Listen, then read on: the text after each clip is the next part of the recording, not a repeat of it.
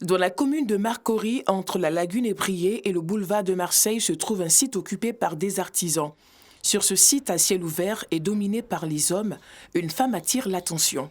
Son nom, Estelle Zita Niaouré, jeune femme battante et unique en son genre. Elle a une passion, la vannerie. Depuis ici, j'étais chez ma mère, j'aimais la déco d'intérieur. Donc, puisque j'aimais la déco d'intérieur, étant curieuse, j'ai payé les... En fait, j'ai toujours été attirée par les revues où je vois les belles maisons, les jolis fauteuils, le beau décor quoi. Donc c'est ça qui m'a poussée et j'ai acheté beaucoup de revues comme ça. Donc un jour, dans ma balade au plateau, j'ai vu les librairies par terre, maison française. Donc j'ai acheté, c'est dans maison française que j'ai découvert la vannerie. Zita fabrique des meubles, des objets décoratifs de tout genre. Elle est entourée et aidée dans son métier par 8 collaborateurs et une stagiaire admiratif de son génie et son courage. Ma collaboration avec Zita, c'est depuis 2010. Elle est une personne très dynamique parce qu'elle est toujours là pour relever les défis. Elle ne s'est jamais dit non. Quand tu lui donnes quelque chose à faire, elle trouve toujours une solution. Donc vraiment sa collaboration m'a aidé beaucoup dans les services parce qu'elle m'a amené aussi à faire des recherches et ensemble là, on forme une bonne collaboration. Ce lundi, Zita fait ses emplettes. C'est dans ce magasin qu'elle se ravitaille. Je vais faire comme ça pour faire les coussins. Avec les grilles qu'il y a là. 1 mètre, pour couper 1 mètre. Le choix du tissu, généralement, c'est le client. Je demande l'avis du client. Voilà. Souvent, je viens, je prends déjà les photos. Je monte les photos via WhatsApp au client et puis il sélectionne ce qui l'intéresse. S'il n'a pas le temps de venir lui-même faire son choix. Voilà. Maintenant, quand il me montre, moi, je m'appuie sur son choix pour venir maintenant ensuite acheter le tissu quand on arrive à l'étape de l'habillage. Ok, merci beaucoup, madame. Merci beaucoup. Les courses terminées, elle se rend sur son site à billetterie.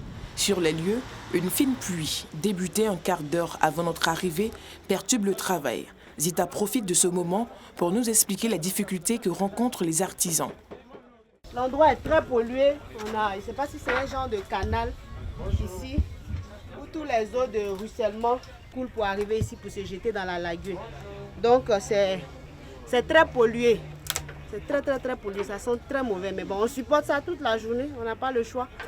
Voilà, parce qu'on n'a pas un site. Donc on subit ça. On subit ça. Maintenant, l'autre difficulté, c'est au niveau de notre abri. Parce que vu qu'on n'a pas de site, on ne peut pas construire un endroit correct sur lequel travailler. Donc quand il pleut comme ça, on subit les intempéries. Quelques jours après les achats et la confection des meubles, place à la vente. C'est une Zita sous pression que nous retrouvons. Nous essayons de lui arracher quelques mots. C'est toujours comme ça parce que le travail, tout est fait à la main. Donc ça prend énormément de temps. Et le temps même la journée ne nous suffit pratiquement pas. Voilà, parce que quand on donne un rendez-vous à un client, il faut absolument le respecter. Donc on fait tout, en tout cas on se dépense au maximum. La clientèle de Zita habite différentes communes. Elle fait donc appel à ses camions de livraison. Oui, allô Adamo. Tu arrives? D'accord. Ok, d'accord, on est là, il n'y a pas de souci. Ah, tout à l'heure. Oui, on a fait sortir même. Direction la commune de Yopougon. L'équipe de Zita doit livrer au 3e étage de cet immeuble. C'est à travers les réseaux sociaux que le couple bossonnant découvre le talent de Zita la vannière. Nous est venu à l'idée de rénover un peu le salon. Donc comme ça on a fait quelques recherches sur le net et mon épouse m'a envoyé plusieurs exemplaires de ça. Et unanimement nous sommes tombés sur le charme d'une prestation que la dame avait fait pour un client sur le net. Je me posais la question si véritablement elle se mettait peut-être en avant pour pouvoir avoir un peu de la cote. Voilà, mais effectivement, comme nous sommes venus sur le lieu, on a senti que c'était vraiment quelqu'un qui maîtrisait vraiment son sujet. C'est seulement je pourrais faire sa promotion partout où je me trouverai. Le paquet est enfin livré, plus de stress. Zita peut enfin sourire. J'étais un peu quand même stressée, oui, parce que derrière chaque ouvrage, chaque lien est particulier. Donc en tant que vannière, on travaille, c'est vrai, mais on ne travaille pas pour nous-mêmes. Moi, je ne travaille pas pour moi. Je travaille pour quelqu'un qui va valider mon travail. Zita exerce ce métier depuis janvier 2009. C'est à force de courage qu'elle atteint ce niveau. À l'occasion de la journée des droits de la femme, elle lance un appel à la gente féminine. Moi, je dirais aux femmes africaines, et plus particulièrement, comme je suis ivoirienne, je veux m'adresser aux femmes de Côte d'Ivoire, aux jeunes femmes. Je veux leur dire qu'il n'y a pas de saut métier. On a pour habitude de dire qu'il n'y a pas de saut métier. C'est la vérité. Moi, j'ai aimé quelque chose à travers des magazines.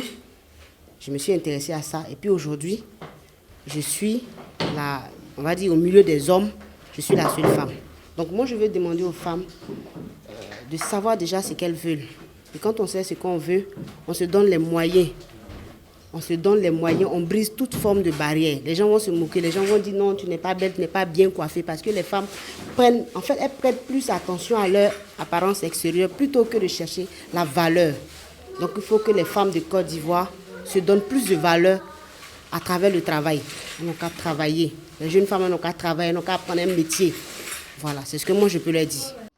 La femme vannière, Estelle Niarozita, a un rêve. Ouvrir une école de formation pour enseigner son métier aux jeunes filles.